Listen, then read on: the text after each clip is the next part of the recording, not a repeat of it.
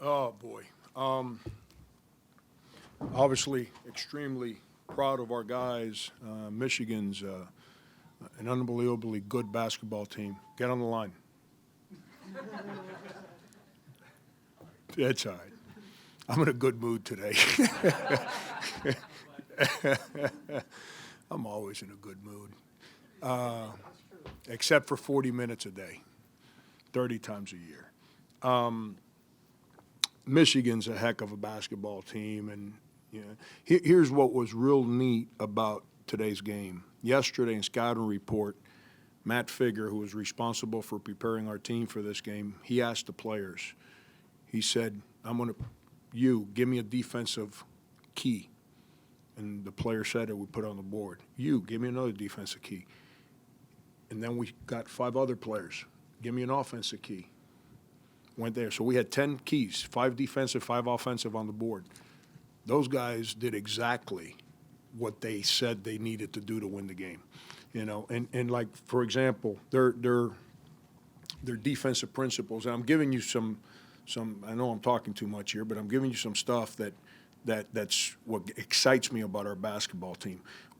They're not a deny defense. They're a kind of pack line defense.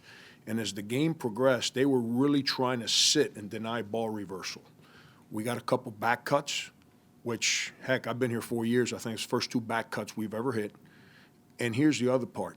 Mike, who I am learning as a player, I'm trying to understand him better. Chris, who, it's with Chris, he wants to do more than he's capable right now, and it's trying to hold him back a little bit. When we told them they're denying our wings, so whenever we turn it to the trail, you guys might be able to drive the basketball. But to drive it, the fill guy, who's the guy at the rim, you have to post. Because if not, that guy slides over and it's a charge. And you guys saw what Mike and Chris did coming down the stretch there. And, huge plays where they just drove it from the top. They saw ball reversal was denied, and they attacked and finished. And as a coach, when you see players that adapt in the middle of the game, and it's your young players, get you excited about what your team can become.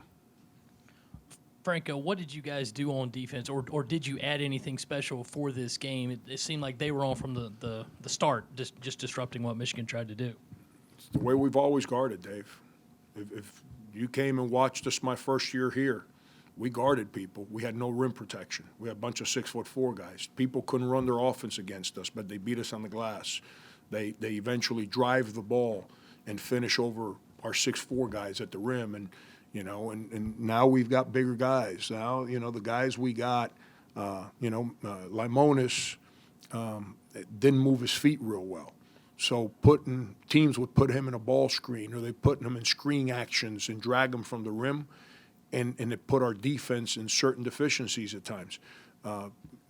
Chris can really move his feet. By the way, Sidi Keita, who has no idea what we do, he's practiced 2 days. We said, whenever you're in, we're running this one play. Just learn this one thing. And defensively, just learn this, and that's it. He did a heck of a job. But him, Mike, Chris, Rand Tutt, KG. KG doesn't jump well, but that soccer background, he moves his feet well. He moves side to side real well. Our ball screen coverage was phenomenal today. And all those guys protected the rim and then guarded ball screens. But it's how we guard, Dave. We didn't sit here and say, okay, today we're going to change this, change that. No. We attention to detail was very good on player personnel. Like, what do players do? Whenever their tendencies, when they play on the left side of the floor, this is coming. Right side of the floor, that's coming. But at the end of the day, we made them play one-on-one.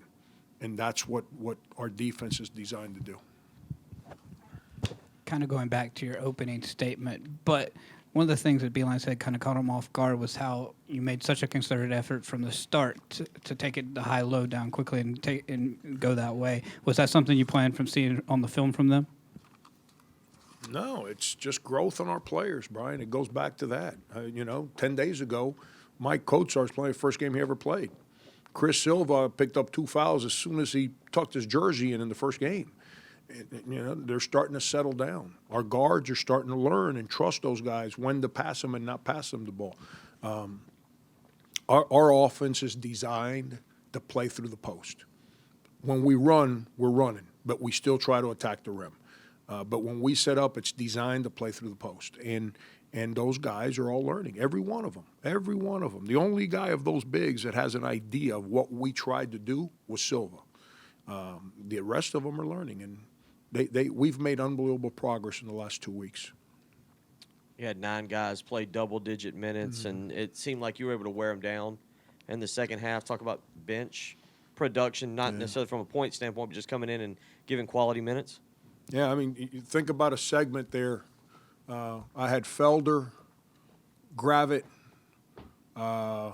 Seedy, KG, and I want to say Mackey in the game. In the second half, meat and potato time of the game. Not only did they protect the lead, they extended the lead. And defensively, we didn't miss a beat. They were clean on the defensive side. Offensively, we weren't great. Execution with that group wasn't great, but we did enough defensively, and we scored a couple baskets that instead of keeping it at 9 or maybe cutting it to 6, we extended it to like 12. And then were we able to rest guys and get them back in there, protect guys that are in foul trouble, and get them back in there. They were, we were fortunate to close the game. But I thought, well, once again, the young guys have gotten so much better the last 2 weeks. And the experience of playing the last 4 games has done wonders for them. With Thornwell, he said that the biggest thing for him is his health, but he just looks like a different player, like he's taking it to another level. What is he doing differently? Yeah, you guys kind of missed on him last year. I thought he was lights out last year. I thought he was absolutely lights out. His sophomore year, I've said this before, he was hurt. I tried to get him to stop practicing, just play. Wouldn't do it. And he had real bad tendonitis in both knees. And he didn't come here to make our program what it used to be. He came here to build our program, and he takes unbelievable pride in that. Everyone that he knew told him, don't go to school there, except his uncle. His uncle said, I trust Frank. And Sindarius came here because his uncle, everyone else that he ever dealt with, said, don't go to school there. And his uncle, who passed away, big country, said, I trust Frank, man. You'll be all right, because he wanted to stay close to his grandma and his family. And he came. And he didn't come here to take advantage of the school. He came here to have unbelievable pride in helping us build this program. And he played hurt as a sophomore. And last year, he took a huge step forward. He's got unbelievable pride. He's very quiet in his own way, but he's got tremendous pride. I said this to the TV people yesterday before our practice. As a freshman, he wouldn't talk. I can't get him to shut up now. But here's the great thing about him. He never talks smack. He doesn't criticize. He doesn't say, throw me the ball. All he does is encourage, demand, teach, which are all positive things. And that's why he not only is playing so well, but his teammates respect him so much. You mentioned that over the last couple of weeks you've gotten more from your freshmen. Are you getting more now than you thought you would, or are they ahead of where you thought they would be at this point? I had no idea where they were going to be at, John. I really had no idea. I saw Sonny some this summer, and I seen some of the things he can do. Bless his heart. He's trying to understand what we're doing and dealing with Michigan and trying to figure out when he can go. Sonny's wired to go. He's like Chris, and he wants to go every time, go at somebody. And he makes plays. He made a lob pass to Chris against their 1-3-1. I haven't had too many players in this program that would have the instinct and the courage to make that pass. He did. He's trying to figure it out. I'm starting to understand him as a human being. KG, I knew KG was going to have some growing on offense. His ball screen, and he's driven me nuts for 2 weeks. His ball screen defense tonight, the whole key to today's game was going to be our ball screen defense. If we were clean with our coverage, I felt pretty good about us off the ball being able to protect him, Mike, all those guys. Sonny and Mike played a lot in Costa Rica, so I got a better feel for them. But Rakim, we thought Rakim was going to be ready to go from day one, got a broken foot. Then, we know what he went through. We don't need to rehash that whole experience there. He's practiced 5 times. CeeDee's practiced twice. As those 2 guys continue to learn what we do, they're also going to impact our team in a positive way. I'm real proud of those young guys. I've been hard on them because we needed them to do more from the first day of practice, and they've responded. But it goes back to Sindarius and Dwayne and Justin and PJ and Chris. Their leadership has been phenomenal. Frank, I know it's November, but do you start thinking of this is a great win for the resume, or do you just say it's a win and that's it? I mean, obviously, I think they're real good.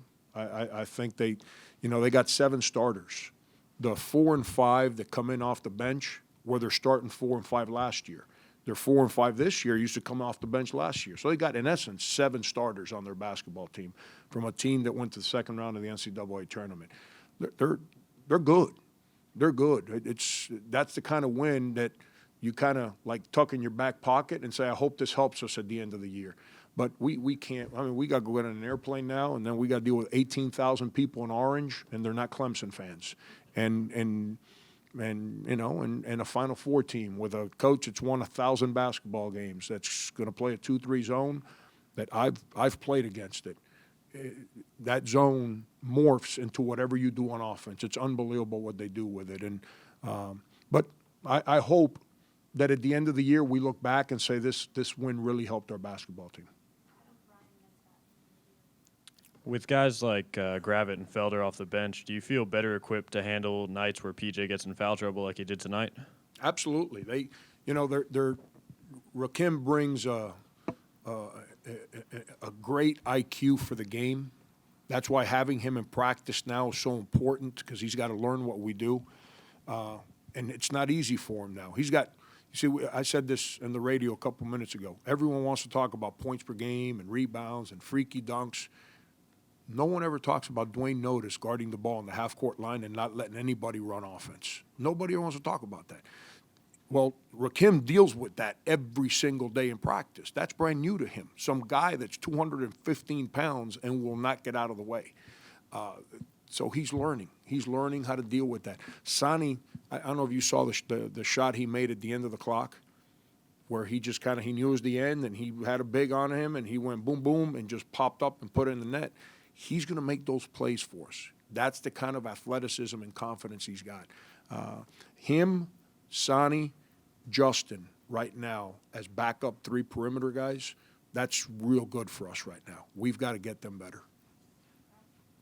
You've talked about in building the program, also getting people to buy in and being here in November. How nice was it to have such a great atmosphere for a game like this in November? I think we got to do a better job at advertising game times. Every game this year, I've walked out for the game and there's seats. And I walk out for the second half and there's 10,000 people in there.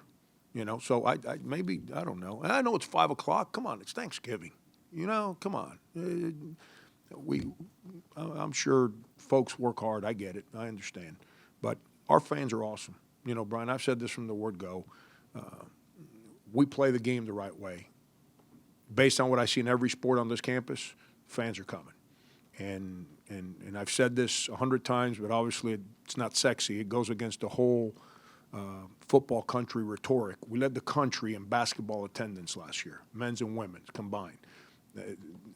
People don't do that at schools that don't care about basketball. We got great fans. We'll be okay. Follow up to David's last question.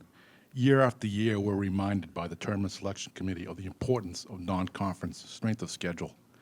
Since they say that every year, was tonight the beginning of perhaps the most important stretch of the season for your team, considering the nationally prominent teams you're going to play for the next 5 weeks?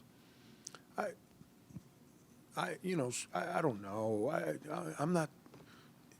I hate giving you boring answers, but I'm not smart enough to give you a more intelligent answer than I'm going to give you. I'm not smart enough to figure that out. I just know we got Syracuse next. And my job is to get these guys prepared to go figure out a way to play a little bit better than Syracuse.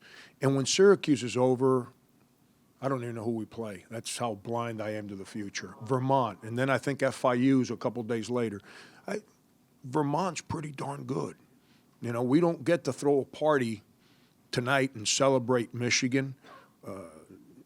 We got to go deal with Syracuse. And if for some reason we punt one in, pardon the pun, and we win by one, you think Vermont's going to come in here and say, ooh, they're good. We're just going to lay down. No, we got to deal with them.